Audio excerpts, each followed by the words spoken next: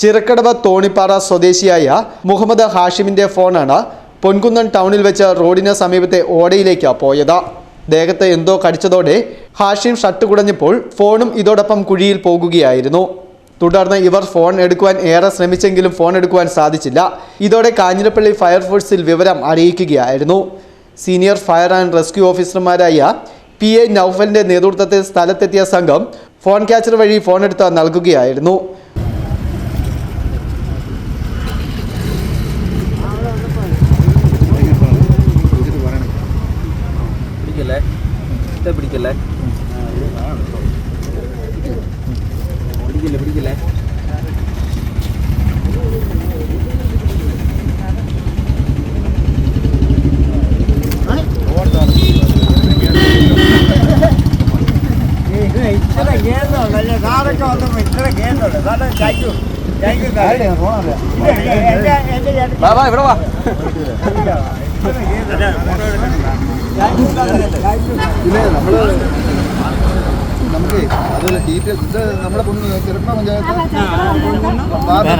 Fire force ഉദ്യോഗസ്ഥരായ Binu V, Jinu, Akshay, Aneesh Mani എന്നിവർ ചേർന്നാണ് ഫോൺ എടുത്ത് നൽകിയത്.